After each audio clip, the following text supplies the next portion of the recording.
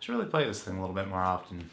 I don't play it nearly enough. Greetings everyone, welcome to another update with Nate for the month of August. And I guess the first topic to talk about is pretty much the elephant in the room here. This is not normally where I shoot, and that is because we moved.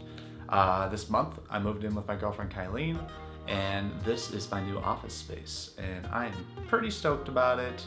I got it pretty much set up the way I want it, but there's still a lot of things behind this camera that need to go on, whether it be shelves and what to do with equipment, things like that. But I might do a video on a tour of the office and my work setup. But all in all, I'm very excited with the way the move went. It was a smooth process. I did do a vlog on it, on the process of moving and how it feels to move out of a place that you become attached to. You can check that out in the notes below if you want to watch that video too. But I'm pleased with it. I really like this place a lot. It's kind of actually bizarre how quickly we become comfortable with a place. I've been here for a week and a half, and we just sort of settled right in. At least I just settled right in. I think Kylene's settling right in, so that's probably the biggest thing that's happened this month. Second topic to talk about is probably my short film. The short film is done, and I'm super proud of it. You can watch it right now. I'll leave that link down below as well. It's actually for the My Road Reel short film contest, which is a 3-minute or less short film. It's the largest short film contest in the world, actually. So if you want to go watch the movie, and if you enjoyed the movie, then I encourage you to click the little vote button. It's this little heart right next to the movie. And if you would just want to click that, it would help me out, just because, yeah, you're trying to get people to vote for it, trying to get people to watch it. And there are certain prizes that come with it if you get more votes than others. But really for this was more of a personal mission for me to make this short film, because I hadn't made one in a long time.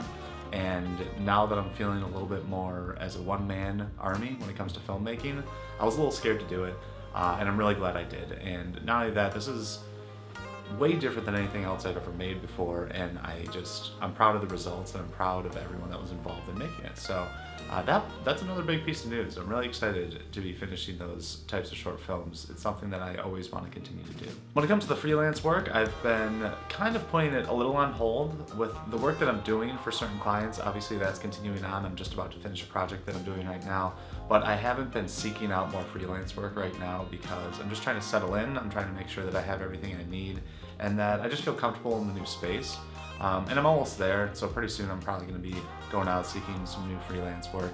If I want to be doing freelance work, I've been juggling a little bit with whether or not I enjoy doing freelance. And I think I do. There are definitely aspects of freelance that I really, really enjoy doing.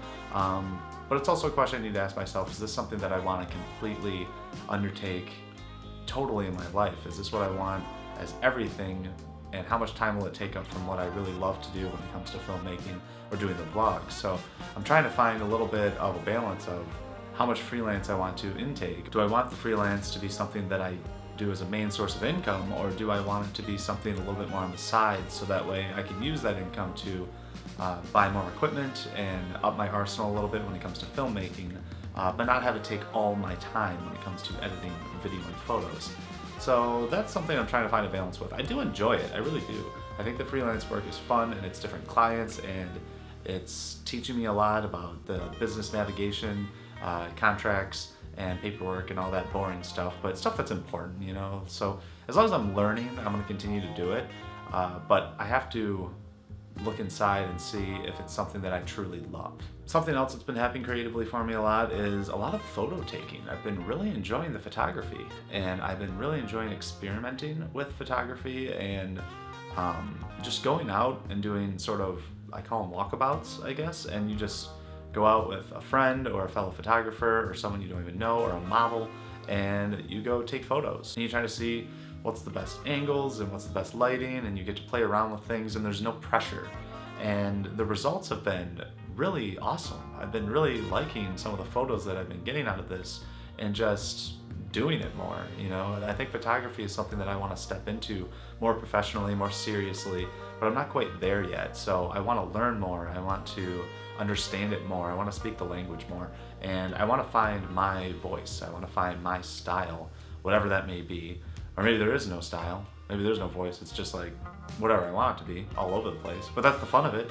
is the experimentation part, and that's what I've been really enjoying about photography. So that's something I'm going to try to get more into, and also something that I'm going to try to pay more attention to. I've been doing a little bit of research, and I watched a video on sort of purging my Instagram a little bit, trying to make my Instagram more curated. I'm trying to make my Instagram more curated towards myself and what I want to see on Instagram. And I've come to find out that Instagram is whatever you want it to be.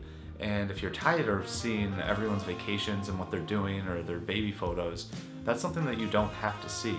And Instagram is just trying to give you what it thinks you want. So now I'm trying to plant more seeds in the Instagram brain that I want to see photography, I want to see inspirational photography, I want to see things that will want to make me go out and shoot more and be better and learn more.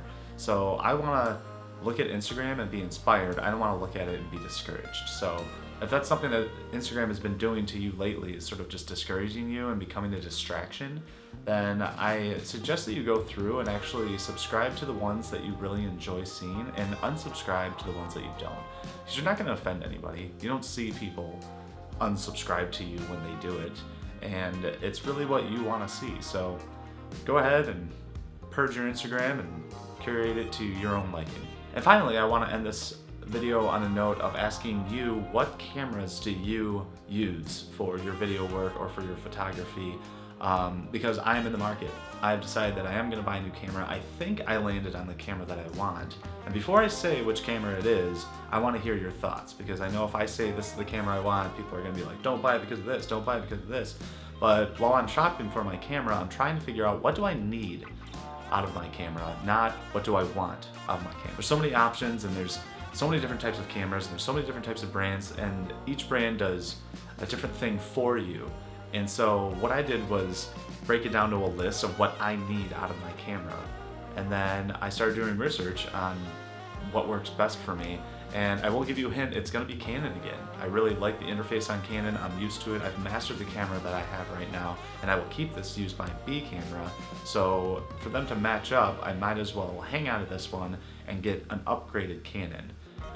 Some of the things that I look for on my cameras is a flipper out screen. I want to be able to see myself. I want autofocus. I want really good autofocus, because right now I have no autofocus. I am constantly like adjusting before I shoot, and it's a pain in the ass. And autofocus is very important to me. Overall interface, I want 24 frames per second for 4K, I want 30 frames per second for 4K, I want 60 frames per second for 1080p. That would be plenty for me. And there are going to be bells and whistles, but I'll let you know which camera I landed on when I actually go through with the whole thing, which should happen in the near future. I'm still fine with this camera, but I definitely need to upgrade. Let me know what you guys use for your cameras. Let me know what you enjoy the most. Let me know what perks you enjoy the most as well out of your cameras, and maybe that will sway me in one direction or the other when it comes to purchasing, because it's a big purchase. You know, if I'm gonna be spending thousands of dollars on a camera, I better be sure. All right, guys, so that's the update with Nate for August. Thanks again so much for watching the channel and for supporting the channel and for supporting the short film. Don't forget to go watch my short film and vote for it. It's right there. I'd love to hear your comments on what you thought about it. Yeah, and I just will continue to make all this content for you guys, and hope you enjoy it, and I will see you at the next update in the month of September. So thanks again, and I will see you in the near future.